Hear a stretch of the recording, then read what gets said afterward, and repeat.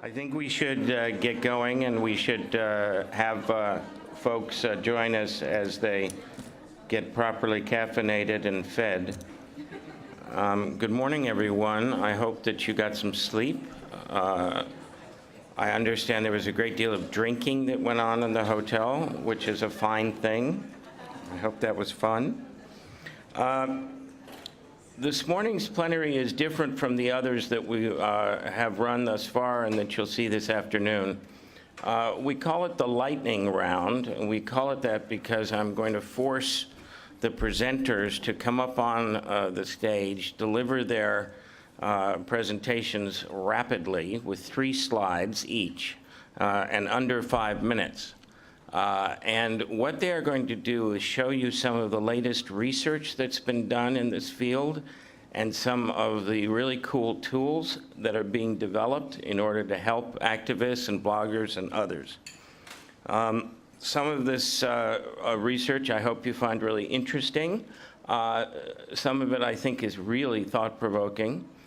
You will not get the full story this morning, but you will get a taste, and you will get a URL or a hint of how to find out more information. And so if you feel not sated about the topic, please feel free to corner the person who has delivered the presentation afterwards and give them a hard time or ask them nice questions even. We will have another presentation on the current state of the internet and its interaction with political change after that, and then we will take a break. I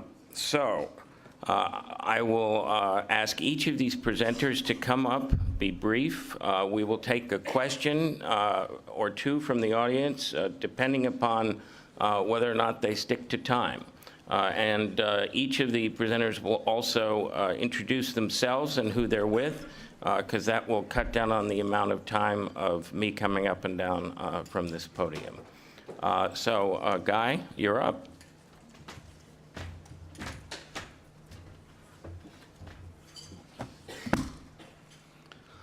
Morning, everybody. Bonjour. I'm Guy Berger, but now I live in Paris, so I'm Guy Berger. I've been reinvented. I work for UNESCO. I joined them in November last year, but I'm not speaking about UNESCO. But I did join them because UNESCO supports free flow of ideas through words and images, and irrespective of platform. And that resonated with me because I'm a South African. I was a political prisoner for 2.5 years because of exercising free speech under the apartheid regime. So I like what UNESCO stands for. And before I joined UNESCO, I liked the fact that I was approached by the Open Society Foundations to look at what was happening in digitalization and free speech in South Africa. So that's really what I'm going to speak about, which is what's happening in digital in South Africa. This was part of a study, one of 60 countries that the Open Society Foundations are looking at, which is quite a mega global study. They've done 21 so far, and my one came out in April. The study looks at quite a lot of things. It covers law, it covers digital activism, it covers self-regulation, it covers spectrum allocation, it covers journalism, it covers the economics of digital communication. And it's very nice because each study takes a 5-year look, so you can see how things are changing and what the trends are. And the result is a 100-page book, this is the South African one, and there's a few others out there if you want to have a look. So let me start telling you what I found out in terms of South Africa. 21 countries, as I said, have been done so far. The South African report was really to examine this question, what can digital change deliver? And I was hoping I would find, because I was also known in South Africa as Mr. Digital. I was hoping I'd find that digital was actually producing more mass media so that people had a lot more choice to consume media and to produce media. And of course, South Africa, coming from its history, very divided country, very unequal society, and a very big digital divide. And critical for those of us who are coming from the experience of democracy is, what is journalism's role? How good is it? How much public service is it doing, and how widely does it reach? So that was a challenge. Now, when one's looking at digital change, you have to figure out what you're going to be researching. And I'd like to share with you an anecdote I heard about Tim Berners-Lee, who was the inventor of the web. As you may know, a lot of people confuse the web and the internet. And somebody said to Tim Berners-Lee, aren't you distressed nowadays that people think the internet is the web and the web is the internet? He said, no, he's distressed because people nowadays think Facebook is the internet. So, for a lot of people in South Africa and developing countries, for them the internet is Facebook, but Facebook on a phone. So this is a very interesting thing, and it's a mistake we don't want to get into, I think, in mapping digital change, because Facebook on a phone is not the be-all and end-all of the internet. Phones, as we know, particularly in developing countries, suffer from congestion on the airwaves, and you suffer from congestion on the screen. So much as one's looking at that kind of connectivity as an advance in the past, it's not the greatest thing. The second thing is that when one's looking at digital, we mustn't think that digital is the internet, because digital is much wider than the internet. And digital includes most cellular telephony, and digital includes digital broadcasting. So if you're looking at digital and how digital changes society, you have to go wider than the internet. But here's the nub of the thing. How does digital communications at large network together into a patchwork? So how does digital broadcasting relate to the internet, and how do cell phones relate to the internet? That's one of the key things, I think. So this is what we found. Ta-da! Analog radio is still king. And we found old-fashioned newspapers are still setting the agenda. And then we found digital television. Actually, it's hell of expensive to roll this out in a developing country. And at the same time, it's very politically contested and very subject to a lot of geopolitics about what standards you're going to use, and very subject also to the kind of political shenanigans in a government which keeps on changing its Minister of Communications. So you had some big problems with DTT. It's still not there. It still hasn't really commenced, let alone ended. One of the things also about the politics of South Africa is that there's no synergies between the broadcasting policy and practice and the broadband policy and practice. So you have these two initiatives rolling out in different universes.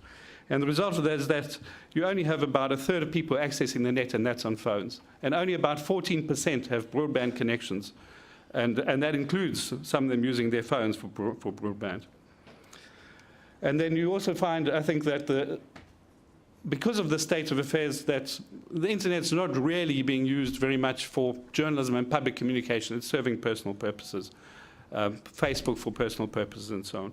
So the findings are quite disappointing in terms of what one was hoping would happen. So what is the prognosis for the future?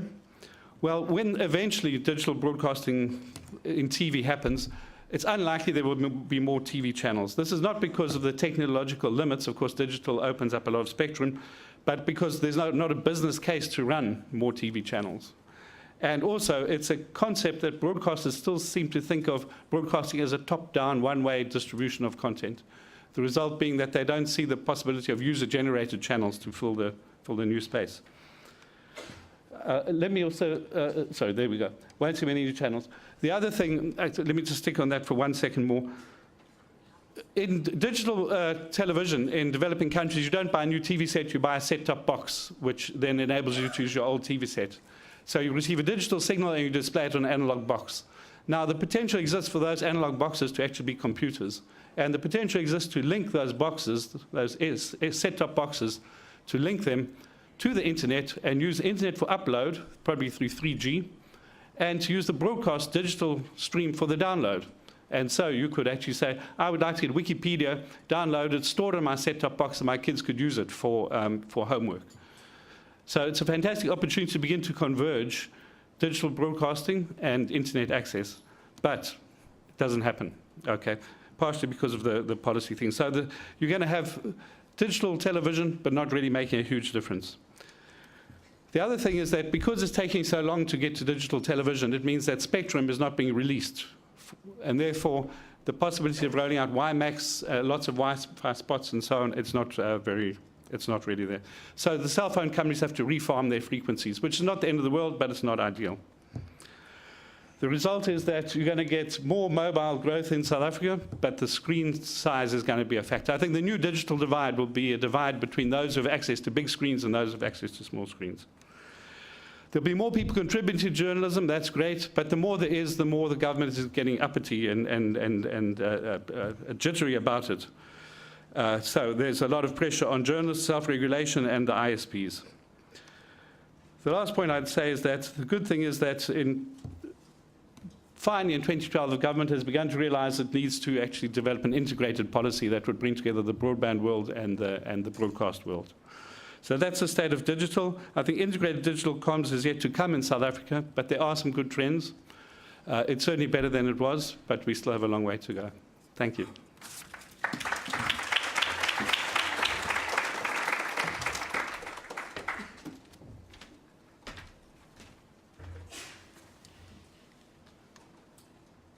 Good morning. My name is Jeffrey Ganem, and I'm an attorney in Washington, D.C., specialized in media development, and I'm also a researcher. It's my pleasure to be here. My challenge was, before the uprisings, to research how social media is changing the way Arabs across the Middle East and North Africa region were communicating and engaging online.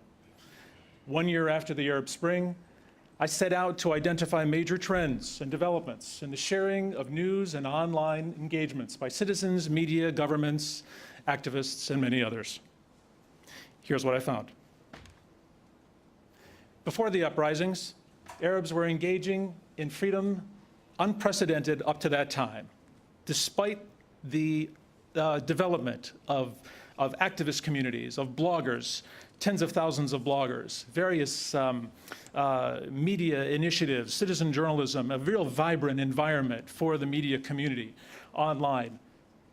It contributed to a virtual civil society that was far more vibrant than the actual civil society that existed in the physical world on the streets of most Arab capitals. Media helped ultimately to mobilize protests. It didn't inspire the protests. The inspiration came from decades-long grievances, but the media nonetheless helped document those grievances, give voice to those who were in far-flung areas, as well as helped amplify the demands being heard globally. This environment coexisted in a very strict, rigid legal regime where analog-era laws and regulations were used against the activist community. Laws that were used to surveil, to intimidate, to harass, ultimately to arrest, incarcerate, torture, and even lead to the deaths of activists, Khaled Said being among the most noteworthy, among many others. So while you had this tremendous freedom, unbeknownst to the world by and large, and it came as a surprise to most of the world, maybe not to those of us in this room, but many were rather surprised at the extent to which social and digital media had been building up and bubbling up, and the networks that were created, which were very instrumental in the development of the messages that, through the help of the Arab transnational satellite network, Al Jazeera, were then beamed back into the region for the vast majority of Arabs, 358 million people, who are not online. In fact, according to the International Telecommunications Union, only about 105 million Arabs are in fact online.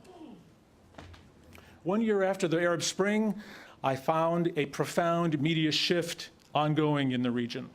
It is a shift that is characterized by communities of tens of millions of online contributors who are creating content, sharing that content, and influencing the news and information channels across the region, again, with the help of the Arab satellite networks, which are also looking to the online space for inspiration, for news and information, much the same way that the staid Arab state-owned government media are also being reinvigorated through the online space, through contributions of citizen journalists, citizen witnesses, media activists, lay citizens, and so many others. What we find is the development of an Arab digital media vortex, a whirling, churning tornado of contributions. Within that vortex is the recognition of governments across the Arab world, particularly in Egypt and Bahrain and Syria and others to come, I'm certain, that there is a cyber battle, what I've identified as a cyber battle for the predominant narrative in the region. Governments have recognized that it's not enough simply to filter, to control, to block. the internet online space, and that's not going to completely disappear. It will be used opportunistically. But increasingly, the efforts are to go after the message and the messenger, be it an editor of a paper in Tunisia, be it a Facebook page user in the Palestinian territories, or any number of other individuals who are conveying their criticism of what's happening. Bahrain, we've seen the use of Twitter trolls to go after online critics. We've seen in Egypt, the Supreme Council of Armed Forces, probably one of the best examples of regional use of social and digital media. The SCAF has got 1.8 million followers on its Facebook page, and it's going to be interesting to see what happens after the presidential elections this week, to see what happens to the Facebook and Twitter feeds that the SCAF has been putting out. But what's significant about those feeds is that you also see criticism to the tune of perhaps tens of thousands, maybe even hundreds of thousands of critical remarks, and that is significant.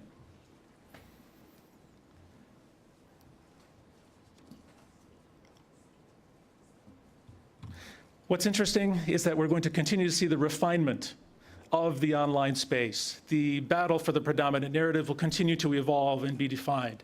The Arab digital media vortex will continue to expand. We see increasing numbers of readers who are following mainstream news and information. And so it's going to be, there's so much more to talk about, and I really encourage you to take a look at the reports. I want to send a special thanks to Google for this invitation and to the National Endowment for Democracy Center for International Media Assistance for its support. Thank you very much. Look up the reports under my name and or the titles. Thank you.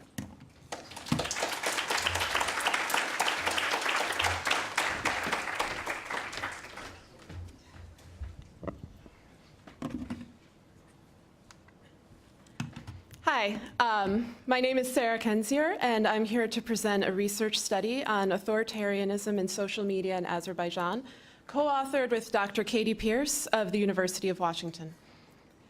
Most scholars assume that greater access to the internet encourages support for dissent. We found that in authoritarian states, the opposite can be true.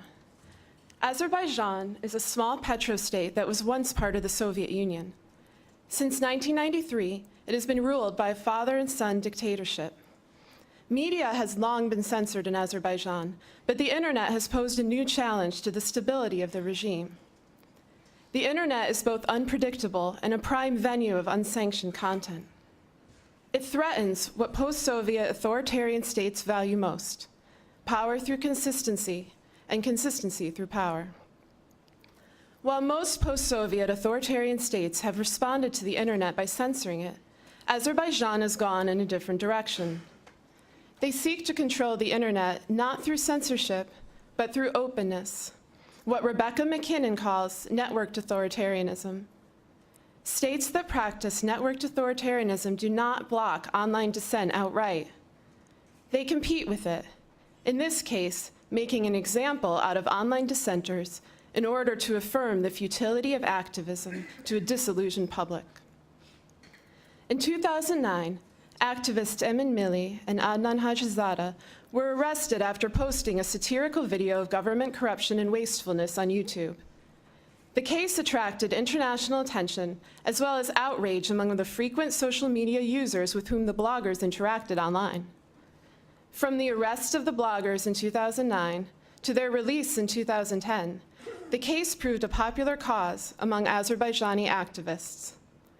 In other contexts, such cases have managed to galvanize the opposition, but in this case, the opposite happened. In the aftermath of the case, support for political protests decreased significantly among frequent Azerbaijani internet users, the very people who were most supportive of the bloggers and outraged by their arrest. Frequent internet users were the only group to experience this drop in support during this time, and no other demographic variable accounts for the shift. So why did this happen? It happened because leaving the internet open made it easy for the government to publicize the horrifying repercussions of even mild, humorous forms of dissent. Had the state censored the bloggers, they would not have been able to instill this fear. Only by making the internet open could they reach the frequent internet users who they had come to see as a threat. As Milli remarked, this is the way they function. They punish some people and let everyone else watch, to say, this is what can happen to you. The case of the Azerbaijani bloggers challenges assumptions that an open internet and transparency automatically increase support for activism. Before the arrests of the bloggers, one prominent Azerbaijani activist compared going on Facebook to being in the movie The Matrix, where the fog of apolitical real life was lifted and political problems were confronted.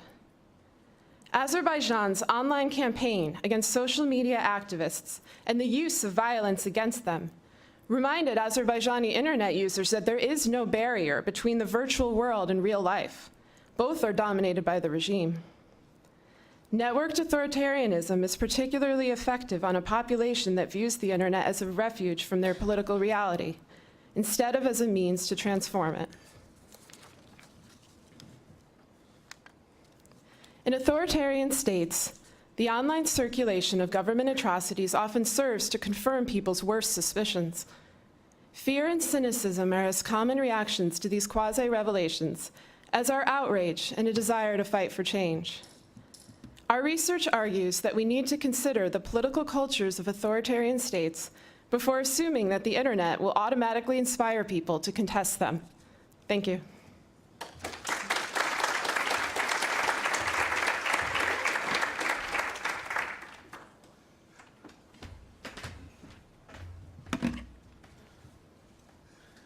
Hi, my name is Nadim Kabesi, and for a year and 5 days now, I've been working on a project called CryptoCat, which is what I'll be talking about today. And so this is a conference about the freedom to connect and digital liberties and things like that. And those things, I feel, in order for them to be encouraged or preserved, you need to make sure people can communicate with each other in a way that's private, safe. And this has been usually the prerogative of countries elsewhere, not in North America. With legislation that's being passed here and the legislative trend that North American states are adapting, it's becoming more of a worldwide problem that you need to have encrypted secure communications everywhere. So, and even if you travel to other countries and you teach journalists how to use encrypted instant messaging, and you spend days telling them like how to use it, they'll still go and use Facebook chat or Google chat, even if their lives depend on it. Because encrypted instant messaging applications so far have been designed by academics, people from various militaries, and they're not made for journalists or human rights workers or students or hackers or developers, or well, maybe hackers actually, and developers, but sorry, yeah. But what I'm working on is a way to make this sort of thing accessible, and that's what CryptoCat is. Slides. Okay. So what CryptoCat tries to achieve is that you have encrypted instant messaging between a group of people, not just two people. You can have up to 10 people chatting at the same time. You can share images, files, and you have basically privacy and encryption that is easy to use and ready to access. It works in your browser, in any operating system. Instant access, you can install it into Google Chrome as a Chrome app, into Firefox soon as a Firefox app, and we're also working on Android and iOS versions that are being deployed this summer. And so what we found out of this is that if you actually develop a instant messaging platform that's easy to access, where you can just like send someone a link and then you're chatting with them securely, then people actually care. People will actually use it, and not just people who need to use it, but people who value privacy, which is a surprising bunch on the internet. And if you look at the user statistics, I mean, last month we had almost 28,000 people using, that's just like the demonstration CryptoCat installation. Since the code is open source, you can set up your own CryptoCat network, and people will be able to access it through any web browser or any mobile phone, and it's meant to be easily and instantly accessible. And what we're working on right now, the challenges that we're facing is that we need to make sure the code is delivered safely. Since it's, a large part of it is browser-based client-side encryption technology, we need to make sure the browsers get the code safely, which is why there's versions of CryptoCat that are local apps for Google Chrome and Firefox, because not developing the code safely to people in dangerous countries would be a catastrophe. Get it? Nerds are known for lame jokes. And we're also peer-reviewing our cryptography techniques so that we ensure people get their privacy. Okay. So these are the challenges we're working on right now. And if you're a developer, if you're someone who, I've gotten a bunch of awesome people. By the way, I'm really impressed by how many people here know Arabic. And I got a bunch of people who work in that part of the world. And I really want CryptoCat one day to be secure enough with you know, our crypto is super peer reviewed. It's already peer reviewed, but we need more peer review. And we also need to have local apps for all sorts of phones and browsers and operating systems, and which is, you know, pretty much almost done too, so that we can deploy it anywhere, so that anyone can jump and use encrypted chatting with a group of people, so that you can send images and files to each other from your smartphone that are encrypted, as easy as it is to use Facebook chat, and not more difficult with, you know, sounds and desktop notifications and a cat and all those nice things that web applications tend to offer. And so the code is open source. It's all open source software. It's available right now on the Chrome App Store. We also have the Chrome Web Store. We also have project.crypto.cat, which is a website where you can actually watch a CryptoCat cartoon and download documentation and you know, a whole bunch of stuff concerning the project. And I really suggest you check it out because it's really cool and it's what my entire life is about. Yeah, no, I'm totally worthless without this thing. So I would really appreciate it. And I also want to extend my deepest thanks to have the opportunity to address such an exceptional crowd that represents a large part of the internet. It's really an honor to be able to do so, and I really hope you'll check out my project. Thank you very much.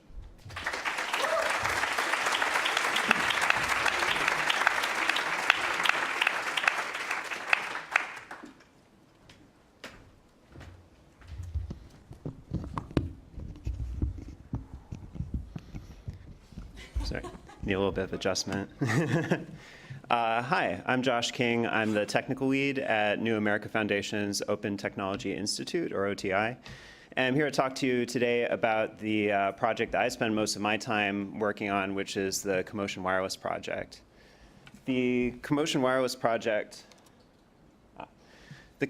project really comes out of in its current form, its genesis is from the Arab Spring protests and when the internet was shut off in Egypt. And it kind of created this whole upswell amongst online activists and hackers and civil society people to try and come up with some technological solutions to try and help the people in Egypt when their internet was shut off be able to help those activists be able to communicate. And so that started a bunch of different projects brainstorming ideas. And we, at OTI, we have a background in, or many of us have a background in community wireless networks and open source wireless mesh networks, which means these are technologies that allow devices like smartphones, laptops, basically anything with a Wi-Fi card in it to be able to connect directly to each other and to be able to form either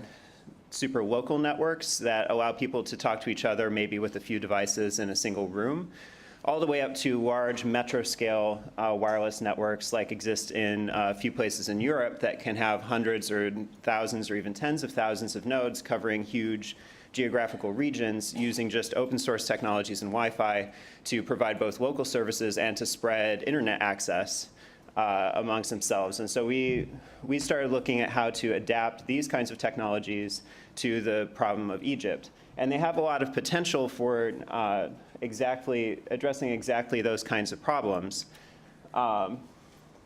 They can help with dealing with surveillance through both the fact that you're able to build your own network infrastructure that's separate from whatever existing infrastructure is around and is already set up to be surveilled, and can potentially be set up with the best available end-to-end encryption technology that you can have in a wireless network.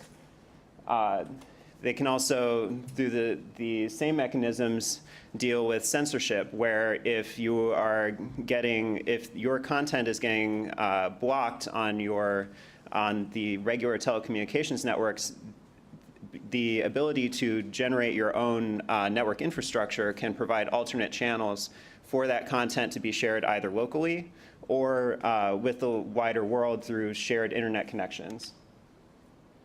And unlike a lot of other circumvention technologies, it can help deal with the problem of what happens when the network gets blacked out entirely. Technologies like VPNs and proxies and things are incredibly useful, but they do require access to a network in order to be able to operate. And so this is potentially a complementary technology to those sorts of existing circumvention tools that are already out there.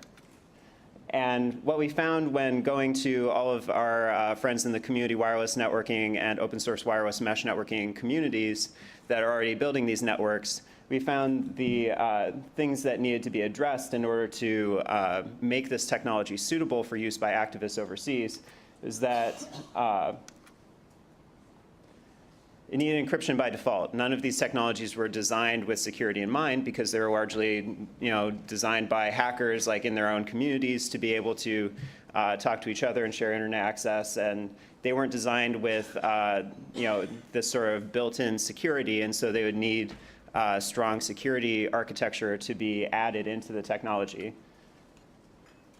Best effort on anonymity. Likewise, these technologies, many of them share a picture of the entire network with every single device in the network, and that isn't, without additional work, isn't suitable for providing the kind of anonymity that you would need in a circumvention network to prevent the communication from being tracked. And usability for non-geeks. Like I said, these things are designed by hackers, so lots of them have been around for years and work really well, but do not scale without network engineers to be able to deploy them. A lot of them don't have graphical user interfaces at all, and they certainly don't have documentation that allows users to be able to easily deploy them. So we founded the Commotion Wireless project to basically take all of these existing open source wireless mesh networking technologies and add in security and anonymity, and to improve their usability, create documentation and interfaces, and to be able to resource all of the cool projects that have been out there doing all of this good work for so long, and be able to create an integrated platform that allows activists to communicate using open source wireless mesh networking technologies.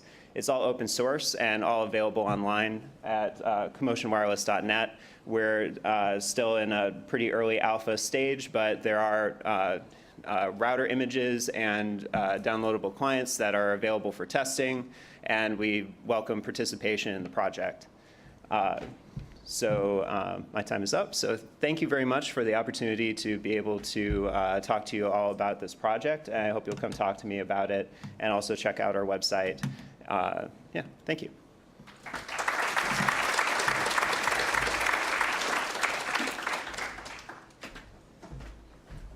Hello, everybody. I'm Katrine Rucklas. I run an organization called Mobile Active and a project called Safer Mobile that works with activists and human rights defenders and journalists on more secure and safer mobile communications. We do have a workshop later on, so if you want to know more about that, come see us. Practical tips. Where's the clicker? There we go. The challenge. In our work with activists and human rights defenders worldwide, we found, or are finding, that mobile surveillance in particular is increasing. There are now 6 billion active mobile subscriptions used by many people all over the world. They're vital tools for organizing, for documenting, and for communicating news and information. At the same time, mass surveillance of mobile networks in particular has increased. However, we have very little data. We have lots of anecdotal data, but very little empirical data on what actually is the degree of mobile surveillance and mass monitoring. And to what extent is that surveillance used against activists and journalists in particular? So here's what we did. And I have to say, this is rather self-serving research, because we want to know what's the operational environment look like in a given country where we may be working or where there's activists. So we set out through a long time of desk research to collect lots and lots of data on the mobile market, regulations, and instances of abuse. We, for the first time ever, actually have a comprehensive database of SIM card registration requirements worldwide, and believe it or not, that didn't exist before. So here we are, a little tiny nonprofit that gathered the data. And some of the things that we found is, for instance, that in the most repressive regimes, as categorized by Freedom House, the least free countries, there's 100% SIM card registration requirements, meaning that in order to activate a SIM card, you have to provide PII, personally identifiable information, that is directly linking your mobile use to your identity. We also found that that percentage drops significantly if you go to the next category of countries, the partially free countries, and it drops even further as you go to the so-called free countries.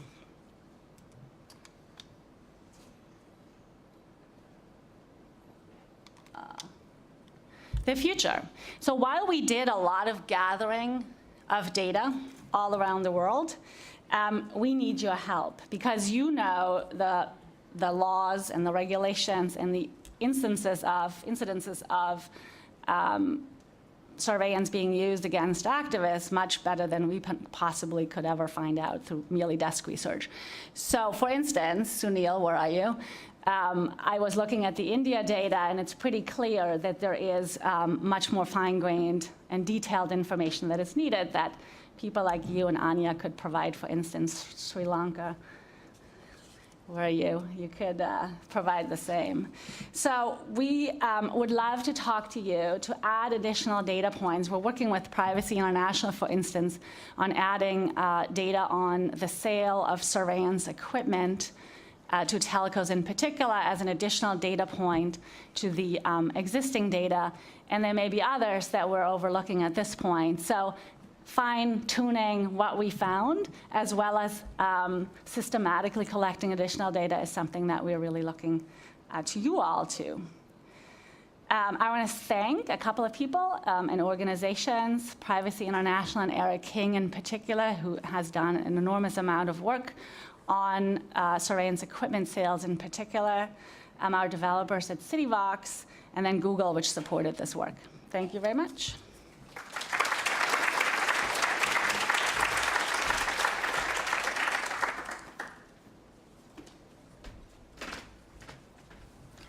Hi, my name is Lucas Dixon. I'm an engineering lead for Google Ideas. So, I want us to think about the ways in which independent media and human rights organizations are attacked with technology. People mostly think of hacking, of blocking of websites, of surveillance of phones. Sometimes people forget the role of so-called distributed denial of service attacks. These attacks, called DDoS attacks for short, typically involve thousands of infected computers which are being controlled without the knowledge of the owners. During an attack, the malicious computer, illustrated here at the top, sends requests, commands to hundreds or thousands of computers in the middle, which are infected, to each send hundreds of requests to the victim server. That's the computer at the bottom that's crying.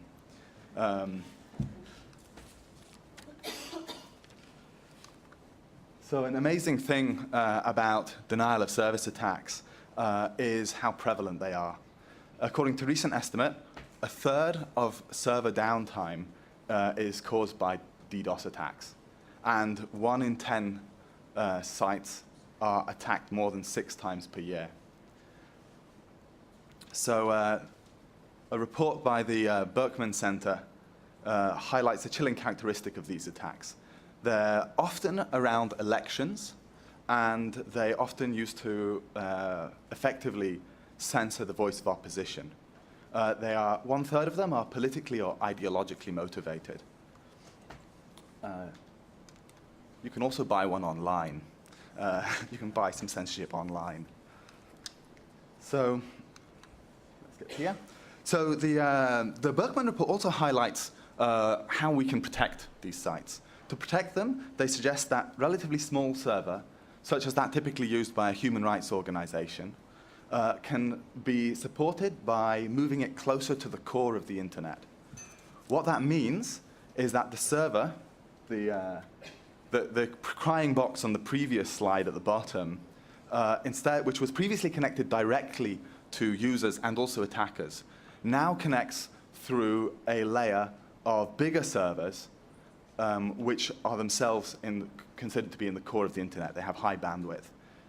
So that's illustrated here. Our now happy little server box at the bottom is connecting through the big service provider. That's the 3 bigger boxes, which are then connected to the people. So these big service providers are organizations like Google and Yahoo.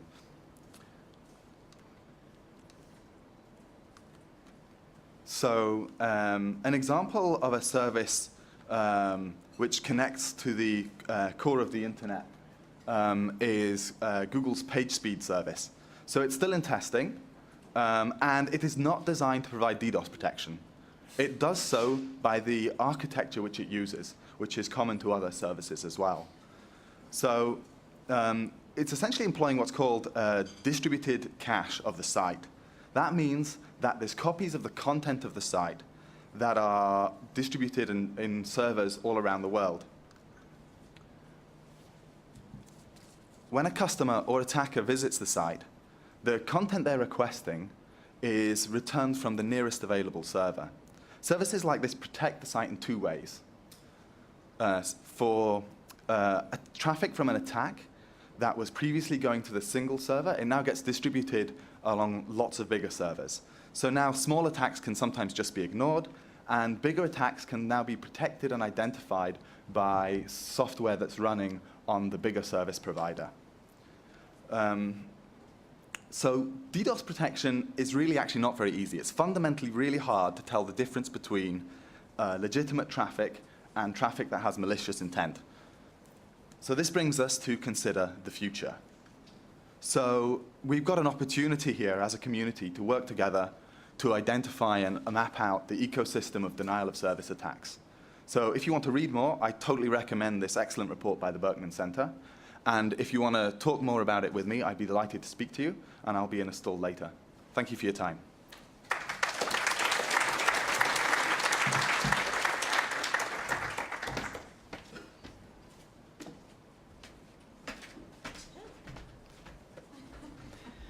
Hi, everyone. My name is Olivia Ma, and I'm the news manager at YouTube. Hi, my name's Sam Gregory, and I'm the program director at Witness.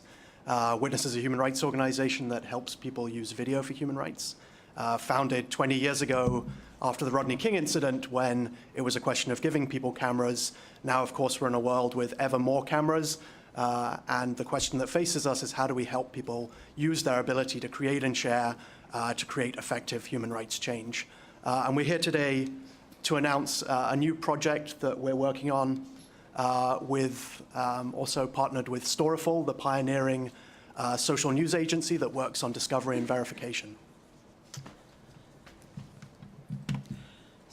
So from its inception 7 years ago, YouTube has been a platform for free expression. The founders of YouTube created the site because there was no easy way to share videos with your friends on the internet. But I'm not sure they realized when they started that they were essentially building the engine for a free and independent media ecosystem powered by individuals around the world. And that's what we see today, that's how many, many activists around the world are actually using YouTube today.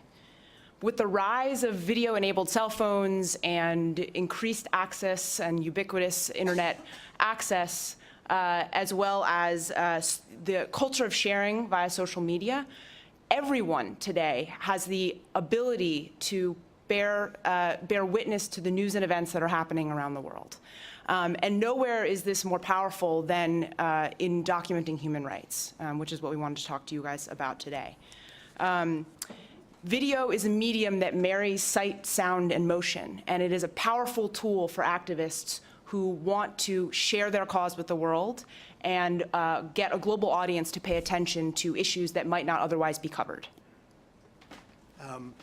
And our experience has been seeing in the last few years the incredible diversification and growth of the number of people creating human rights video online. And we put up this slide to indicate some of that range. It's everyone from the protesters in Occupy Wall Street in Syria and Iran, the accidental citizen witnesses.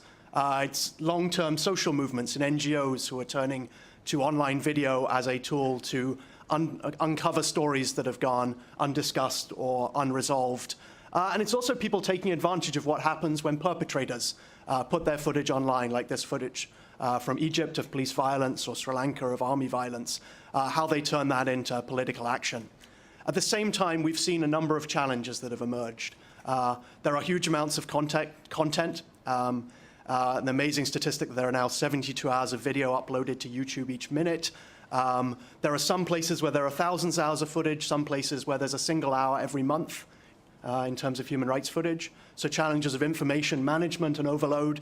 There are challenges around authentication and verification. And there are challenges around how we help people do this as safely and effectively as possible so that people who put their lives at risk are able to secure change with that video. So it's in that light that we're launching a new human rights channel on YouTube that's designed to be a single destination for human rights video in that space.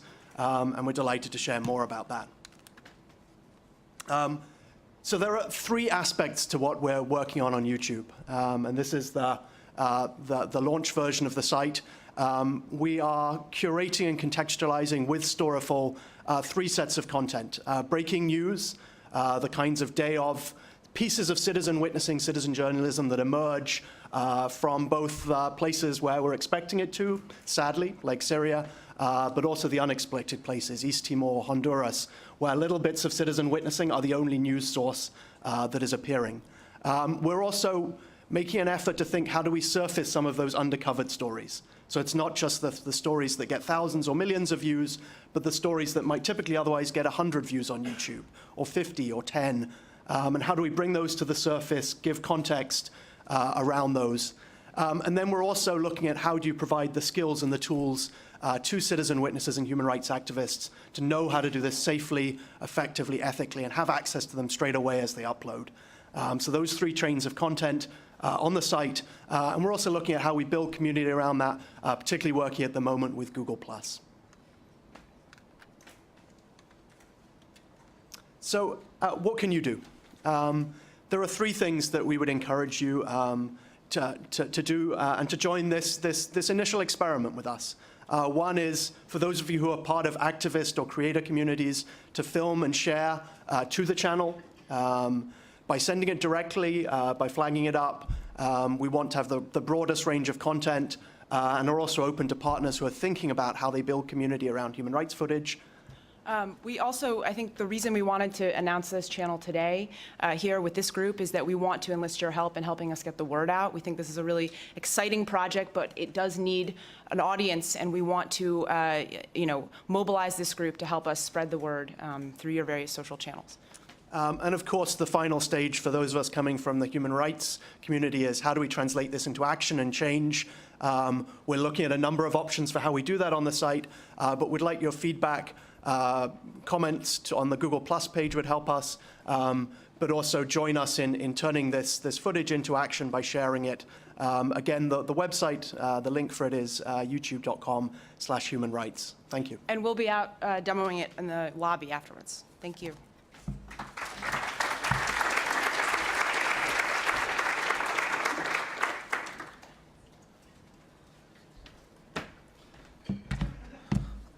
Hello, everyone. My name is Claudio Ruiz, and I come from Chile. I'm director of a local NGO called Derechos Digitales, like digital rights in English. And the project that I wanted to share, it's about copyright. From our perspective, the copyright expansion is one of the most important challenges on fundamental rights on the internet. This is because the copyright regulation represents all kinds of problems from the freedom of expression point of view. The first one, for instance, is the lack of exceptions and limitations on intellectual property, focused especially on libraries, for instance, but especially on political discourses. I'm talking about especially on exceptions and limitations on political parody. And of course, on second place, the importance of exceptions like fair use. But the other kind of problems that we are facing in South America, I will say it's about the international agreements on copyright. I'm especially thinking about TPP, ACTA, and the USTR kind of declaration about our copyright scope, because these kind of international agreements are raising protection standards, but not raising access standards in third world countries, especially Latin America. So the challenges on copyright regulation in my country, and especially in the region, are about the normal state of the art. We have democracies. In my country, it's like 25 years old democracy after a dictatorship of Pinochet. But besides of that, we do have very important problems on freedom of expression in regular democracies in our third world countries. So, from the legal perspective, I will say we have very important problems in the way that the legal environment face the freedom of expression problems. And they're problematic because there's no obvious way to just face these freedom of expression problems. The problems are not obvious at all. So we have running a lot of research projects on this, obviously from the legal point of view, from the legal perspective. And I wanted to share just two special things. At last, from like 2 years from now, we have a very brand new copyright regime. We reformed our Copyright Act. This is dated from 1970. We've reformed it like 2 years ago. And we have now a very, very good notice and take down process on copyright content. But besides to have a very good copyright notice and take down regime that is always in judicial, it's not administrative, neither private, we have a lot of problems with, I would say there's in two ways. The first one is we have private notices instead. There's at least two important cases that we are facing in Chile. The first one is about embedded YouTube content. Especially that content that is provided by copyright owners, but taken down by collecting society that representing kind of copyrights of these copyright owners. So they asking vloggers, for instance, to just take down YouTube videos that are provided by the own artists on a platform like YouTube or Vimeo, etc. And the second kind of problems that we're facing is about private orders provided by prosecutors or police. Of course, there's non-valid by law, but bloggers and website administrators, of course, they're taking down that content and providing, of course, user information in special cases. So we think this is a very, very important case. And the second thing that I wanted to share with you is about the domain name system. There's a lot of cases that you're seeing on the slides right now. Oh, I'm running out of time. But there's a lot of domain names cases that we are facing in the last 5 years, I will say. That there is a kind of arbitrary private kind of domain system resolution. But these 4 cases are .cl, that the Chilean DNS system, about Piñera Miente, for instance. This was one side very politically critical about the new president. This is called Sebastián Piñera. And this is in Spanish is Piñera Lies. And that was taken down because of the own president of the Republic after it was elected.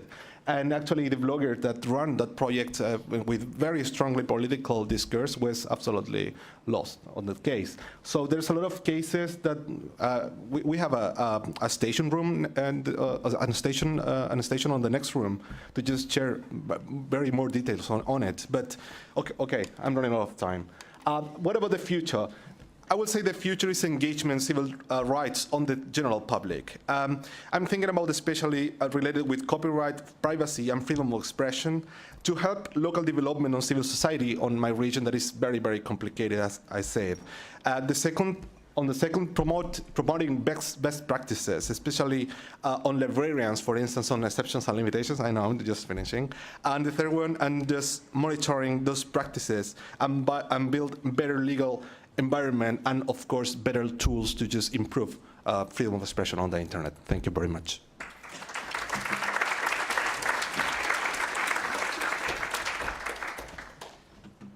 Good morning, everybody. My name is Chris Fabian. I co-lead the innovation unit at UNICEF. And I wanted to talk to you a little bit about sort of some issues, cross-cutting issues that I think have been going around for the last day here and that our team looks at very closely, and particularly what is the future of real-time information? What's the future of real-time information when it's created by the next generation of producers and young people around the world? Briefly for background, UNICEF is the world's largest organization that advocates for and ensures the rights of children. And particularly, we focus on the most marginalized and most difficult to reach populations, which is kind of awesome. Our organization is in 135 countries, and we have about 15,000 staff on the ground. One of UNICEF is traditionally known for ensuring that commodities reach communities in need, for ensuring that technical knowledge reaches government, and that policy is passed from country to country in appropriate ways. UNICEF is the world's largest purchaser of vaccines. We buy about 60% of the world's vaccines, for example. And one of the things that's a luxury of having 135 country offices is that we're able to do all of this work with hyper-local sort of sensibilities and hyper-local focus, but with this global ability to scale. So while we deliver these vaccines to the most difficult operating environments in the world, places like Somalia or South Sudan, we're also able to work with global pharmaceutical companies at a level that can allow us to ask them to open up their prices, to create market transparencies. And so we live in this space between very, very local and very, very global problems, which is exactly where this information discussion lies. And the challenge that I want to pose in this few-minute talk is how can we, in addition to being a broker of commodities and policy and technology, or techniques for development, how can we be a broker in the coming years of real-time information and ensure that voices that come from and voices that are spoken for most vulnerable communities in the world actually get to government and get to places where those voices can make change? And the question is, how can UNICEF be part of that discussion and help be an authentic broker of those voices? I want to talk for a minute about a project that's happening in our office in Uganda. This is a project called UReport. UReport is sort of built on an open source rapid SMS system that UNICEF has developed over the last few years. And UReport lets around 120,000 young people give their views in response to poll questions. 120,000 people is tiny in comparison to the population of 23 million people under 25 in Uganda, so this is not an enormous segment of the population yet, but it's growing very fast. This project has been around for 6 months now and has put out about 50 poll questions to those young people. So you're able to respond through a text message, through a sort of free SMS gateway, which is okay. The cool thing is that when you do respond, you get a response back from UNICEF that kind of gives you some more information or addresses whatever it is that you've sent in. That's kind of cool. The really cool thing is that all of those responses, and out of 120,000 people, we get probably 20% response rate.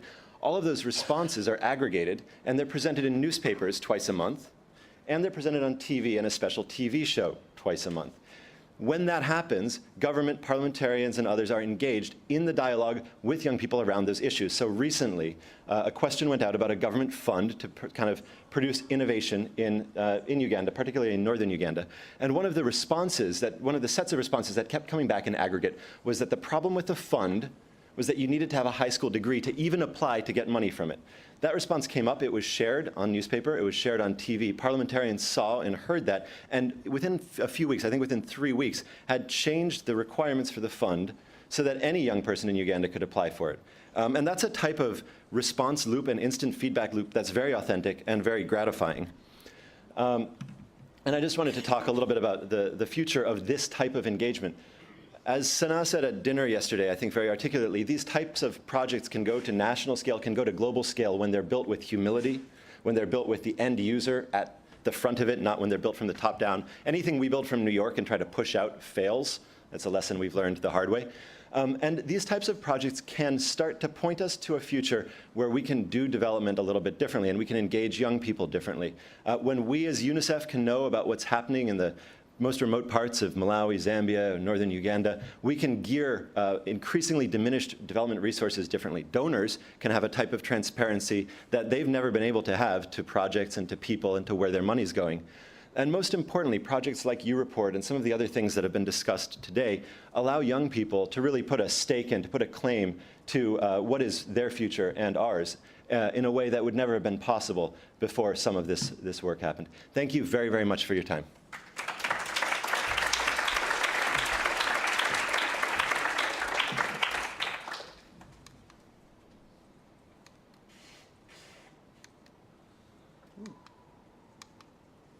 Hi, my name is Niklas Lumblad, and I head up a public policy research group at Google in Mountain View. And I would like to spend a few minutes just to present a project that we've just started and ask for your help to develop it further. What we are trying to do right now in this project is that we're trying to show governments that free expression, free flow of information is not something that you add on after you've had economic growth, not something you add on after you have innovation going in your country, but actually one of the prerequisites to get all of those things really functional and really developing. As some of you know who attended the economics workshop yesterday, there's a number of really good preliminary studies that show the relationship between the internet and economic growth, and we're trying to bring this now to the next level. And we're at the very early stage, which is why I wanted to present this here today and ask for your help too. What we have done is that we have looked at a number of different data sets to try to find correlations between freedom indices and other indices of innovation, of education, of cultural production, and this is just one of the examples. We have 5 or 6 slides like this that show how the different data sets correlate. So this is Freedom on the Net from the Freedom House, together with the Global Innovation Index, and you can see that there's an interesting tendency here, but it's just that, and we need to get more data, and we need to get more data sets into the mix. We do believe that if we can do that, if we can move forward exploring these correlations and actually perhaps getting to a point where we can show causation, we can talk to governments in government's language and show them that before you adopt free flow policies, you're not going to get the innovation and economic growth that will bring prosperity to your people.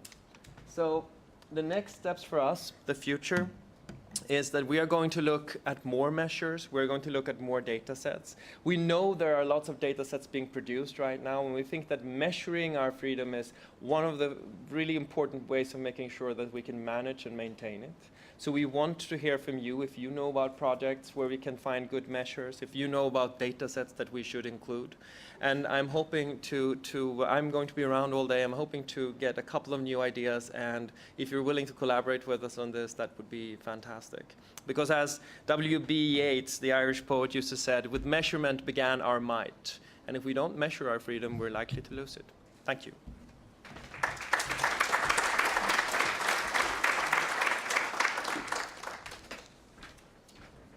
So let's have a round of applause for all of those presenters. I think you can really see the range of research and the really incredible work that's going on in this field and how important it can be to all of us. And we just wanted to give everybody here a taste of what's out there. And I do encourage you to talk to these folks and to talk to the people who are sitting next to you, because God knows what they're developing back in their labs, in their classrooms. Let me turn now to our last presenter before we're going to take a little break, and that is Zeynep Tufekci. How did I do? Where are you? Oh, there you are. How did I do? Okay. Okay, better than I got a better than most out of that. Zeynep is a leading authority on the convergence of technology with politics and culture. She has the title of assistant professor at the University of North Carolina at Chapel Hill, currently a fellow at the Berkman Center, of which we heard something about just recently, for Internet and Society at Harvard. She's written extensively on surveillance, on privacy, on collective action. She's a contributing writer to The Atlantic, I believe, an awesome blogger and tweets extensively. I don't know how she finds the time to do other things. We're very happy to have her here to talk to us about some of the larger trends that we see in the internet and political change. So I'll turn it over to the podium to Zeynep.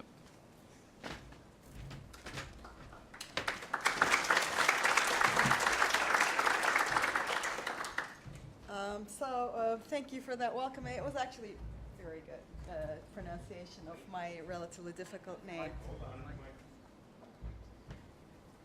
I'm going to have to be double-fisted.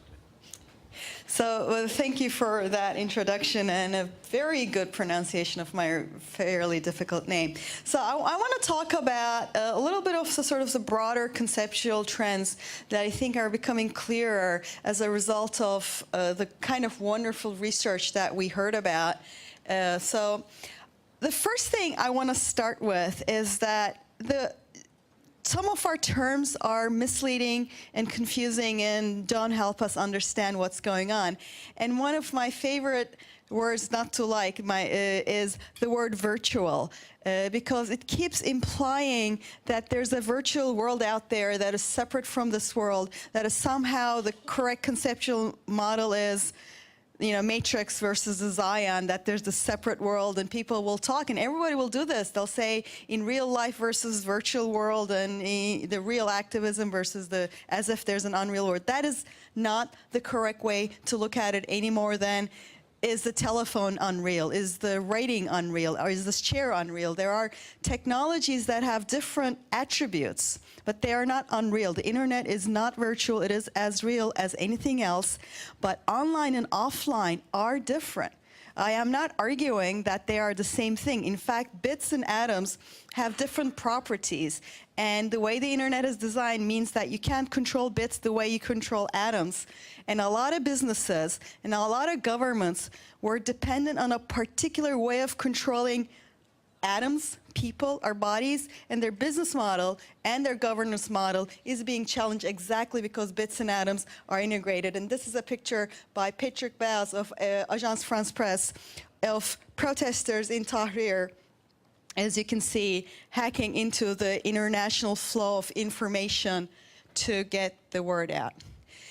And faster may be different, but people are people. Another thing that I occasionally hear is that we have this generation that is uniquely this or uniquely that, or people are different. That is actually we have a lot of research. People are not very different than they were maybe 100 years ago or maybe 1,000 years ago, to the degree we can tell, or more.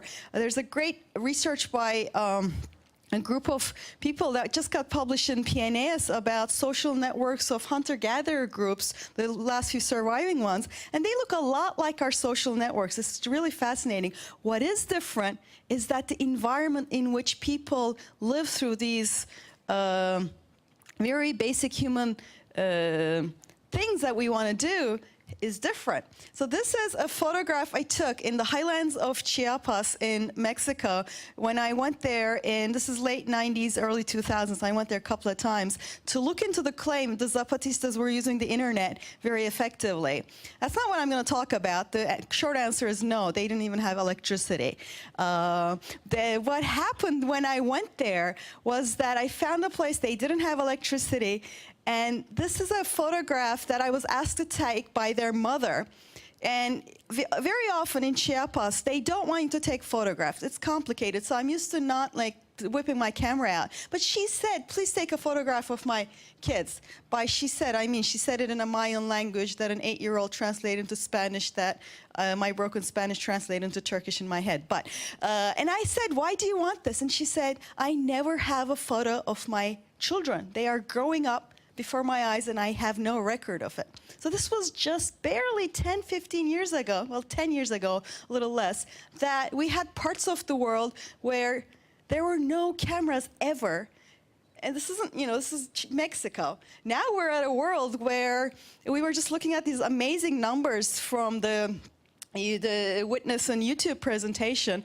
Basically, it's almost saturated. Almost everyone in most parts of the world who's an adult has a cell phone, and almost all of them have camera capacity. This is a very different world. But there is no new media versus old media. It's an ecology. People keep talking new versus old. It's already one ecology. This is a photograph I took in Tahrir during a protest. And on the left, you have the traditional, you know, the activist. He's even wearing a Facebook Revolution t-shirt in case you missed the message. See, I'm being very subtle here.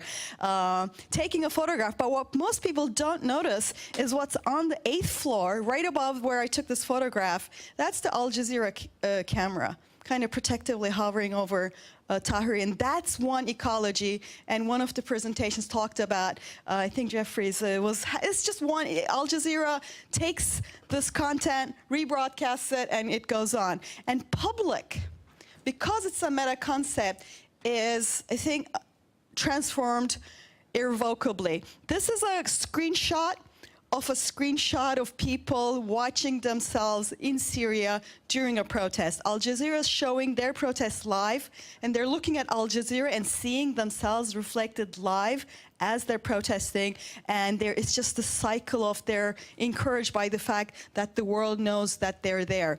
By what I mean by public as a meta concept is, it's not about what you think.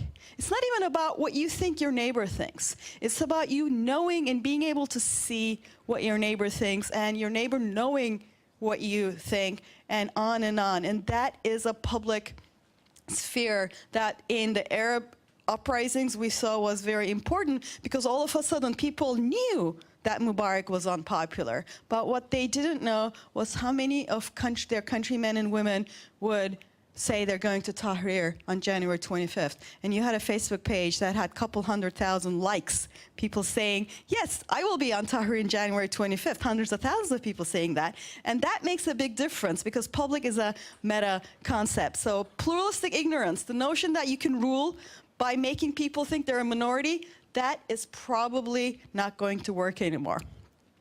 And the concept of slacktivism, I'm really conflicted. I understand, you know, effective activism versus non-effective activism, but I want slacktivism. I wish people would just never use that term, because I think a lot of it is a disdain for people stepping into the public sphere to take some form of symbolic display of what they think. And the disdain, I think, is in the term, because it's like as if they're activists, they're slacking in their activist duties, when it is actually people saying, this is what I think. They're not activists slacking. They're people taking symbolic action. Whether or not it's effective really depends on context and a lot of things. But humans are symbolic, and humans really, all social change is accompanied by people displaying, often symbolically, what they think. So to sort of look down on that is not, I think it's just gatekeeper disdain. And this is a photo from the Coney video, and I understand all the problems with that video. And it simplified a lot of things, but that was the wonderful thing about the internet, is nothing ever stays simple. You throw something to the internet and you simplify, because stories and fables are often simplified, but it comes back really complicated. This is a screenshot of Rosebel Kagumar, who's a Ugandan blogger. She did not like the content of the Coney 2012 video. So she turned on her web camera on her laptop. You can see it's really just, she sat down. There's zero production value here, because there's nobody even thinking, how do I light this scene? She just turned it on, she started talking, she started explaining what she thought was wrong with this, and she had millions of views just on that. And I think that is just an amazing world, because my mind goes back to the era of television, where things like We Are the World, I don't know if anybody remembers those campaigns from the 80s, where we had simplification of the worst kind with the public, the supposed victims that were never able to turn on their webcams and say, wait a minute, this is what I think about how you're representing me. So that, I think, is wonderful. So we are in an era of a lot more participation. But I do want to warn people that participation is not some unalloyed good that always leads to positive things. If you think that, you probably have never studied human history, because participation has not always led to things that we value, things that we think of as good. And this is a photograph from right after the Rwandan genocide. This is a pile of machetes that the genocidaires, the people who committed the genocide, are leaving behind in the Rwanda-Zaire border. And that genocide was partially enabled because machetes became really cheap with the introduction of Chinese manufacturing. You could buy them 10, 20 cents a piece all of a sudden. And the year before the genocide, about 750,000 were imported into Rwanda, probably explicitly for the purpose of preparing for the genocide. And because that genocide was interrupted relatively abruptly, we have numbers on how people were killed. And basically, 60 to 70% of the people were killed either by machete or close, knives, hacking. So this was a very participatory genocide that was partly facilitated by a kind of small media, Rwanda radio. So this is my warning to people. This is a recent enough example that if participation can be a machete and not always a positive thing. And this is another example I have. I talked about it a little bit in the workshop. This is a screenshot from a YouTube video. It's another awful story of a young woman named Dua Halil, who was from a Yazidi village in northern Iraq. And Yazidis are a fairly secretive community, complicated reasons. They practice endogamy, which means they don't marry outside their community. And she ran away with the wrong boy. She tried to get married to the wrong person. And she was caught and brought back and stoned to death. This is an awful, awful story. What is, to me, incredibly striking and scary and striking, again, is that people whipped out their mobile phones and recorded this. I watched the video. There were 4 separate mobile phones recording stoning to death, and it was uploaded to YouTube. It's just crazy world. And it was followed shortly thereafter by a series of car bombings, which killed about 1,000 people, which is the second largest act of non-state terrorism since 9/11. And people don't even sort of remember this one because I guess people are trying not to think about Iraq anymore. But this was in the context of a certain kind of surveillance that I think we're going to see more of. Not everything that's documented leads to a human right abuse being corrected or opposed. So, but the affordances are real. This is about Tahrir Supplies, a Twitter feed that I watched during the clashes in Egypt in November of 2011, where these are major clashes. Again, I'm not really explaining a long story. About 33 people died and thousands got injured. And if you know the geography of Tahrir, it's a fairly large square, but there are lots of key streets going into it. And there are 10 field hospitals that are scattered around the region. I watched 3 young adults, 22, 23, 25, basically. 3 of them, one in Dubai, one in Cairo, one in London, sort of sleep alternating around the clock, also with calling the doctors and everything, coordinate the supply of drugs, coordinate, who needs betadine, who needs surgical supplies, coordinate the flow of injuries, what's needed where, all the doctors. Just 3 kids. And they just decided they would do it, totally of their own initiative. And 10 field hospitals in clashes where 33 people died and thousands of people got injured. This is not a minor thing. And this is why I say Moscow, I say Privyet instead of speaking French or German, because this is what Napoleon did not manage, logistics. This is what Hitler did not, this got him down, logistics. And I watched 3 kids manage this with just Twitter and a Google spreadsheet on a website. So this is an amazing world. And information walls are coming down. They're definitely coming down. This is a picture of Zainab Al-Khawaja, who's a Bahraini activist. And this is a striking picture. To me, this is like the Tiananmen picture. She's standing in front of a row of riot cops. She's stopping them. They're on their way to a protest in Bahrain. And in this particular case, they couldn't even arrest her immediately because they didn't have female police, and this is Bahrain. But this photograph got out immediately, right? This photograph got out. And before, I watched this live, I mean, in real time, before they could even get the female police. Nicholas Kristof was tweeting about it. Bahrain's media attaché, I guess, in DC was responding to us, and the police went to her, and then somebody said, let her go, let her go. And this has happened again and again. This is a kind of information flow that would not have happened. So social media does create this issue for repressive regimes. But it's an open world. It's not a flat world. For every Zainab al-Khawaja, almost by definition, there are many people that you've never heard about. And in fact, in Egypt, I'm watching with real worry that the government has figured this out. And I'm seeing a lot of scary stories of stuff happening to activists who are not as well known. They have realized that the well-known activists are hard to touch because of this. So everyone is learning. And I don't think anybody will be Mubarak anymore. This is a photograph of February 3rd, I believe, during the Tahrir protests, when Mubarak, in response to this amazing, creative, networked activist, what did he do? He sent camels and thugs on camels to try to beat them with sticks. One activist I interviewed said to me, I started laughing when I saw the camels charging on us. And I said, why'd you start laughing? I mean, lack of sleep? You went crazy? He said, no, we had just managed to smuggle satellite phones, and we had been giving live interviews to BBC, and we had got back on the internet, and this dude is sending us camels? You know, 17th century meet the 21st century. It was clear not gonna work. But everyone is learning. You can see that we were seeing this total sort of assault.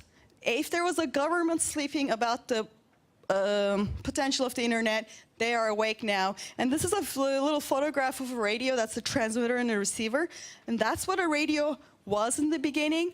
And the pushback made the radio into a receiving device only. So guys talk about, you know, just Facebook being your mobile phone and that's all you do on the internet.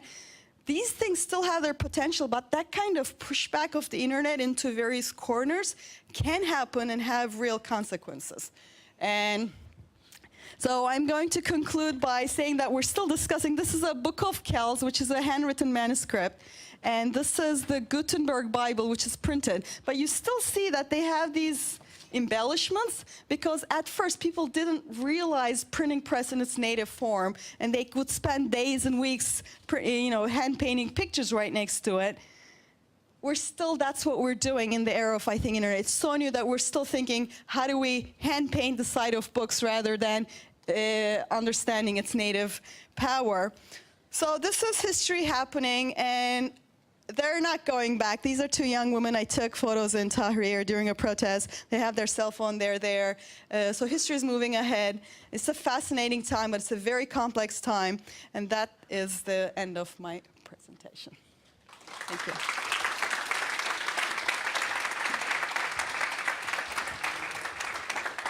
Rather than do questions up here, I'm going to ask people to corner Zeynep during the break, which we're going to take now. We're running behind, and I apologize for that. I started us late. We will move to the break area, and then at 11:15 we will start the workshops. The workshop lineup is the same as yesterday. I encourage you, obviously, to go to a different workshop that you went to yesterday. Thanks for being here again.